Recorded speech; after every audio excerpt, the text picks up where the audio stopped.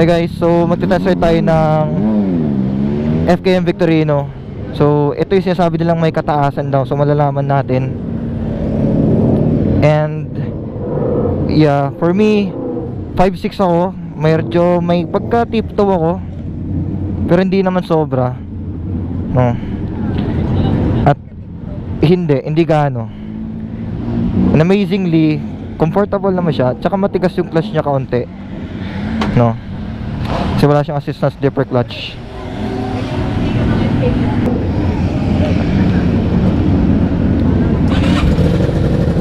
Yan guys, ang tunog ng ayan.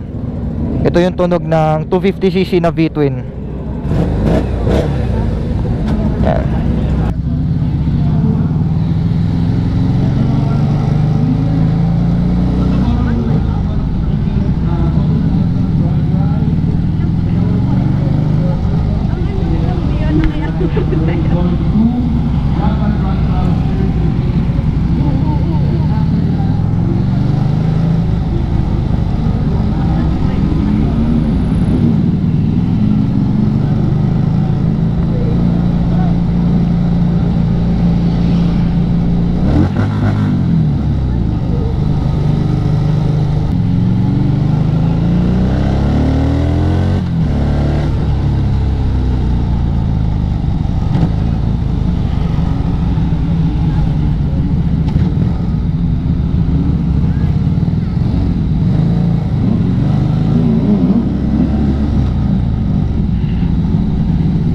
This is nice guys. I like this bike.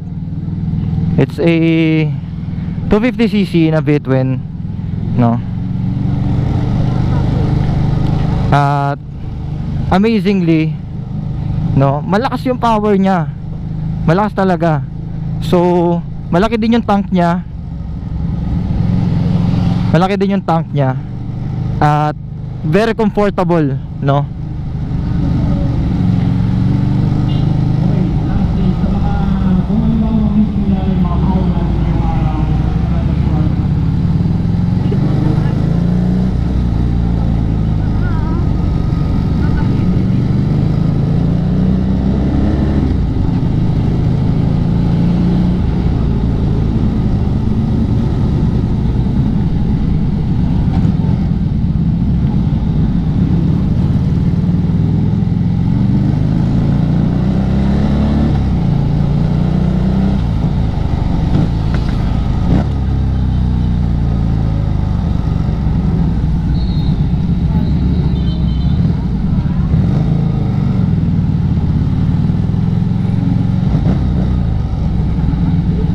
Okay, isa pa tayo, nakaka-enjoy. Ang sarap eh.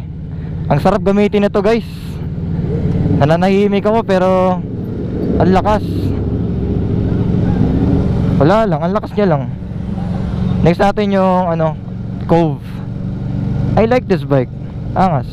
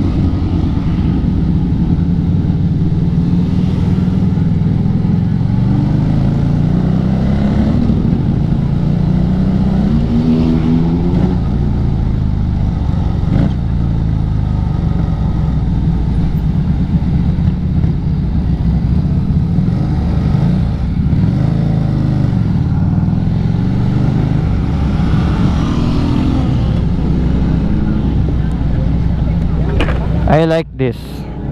This bike is good.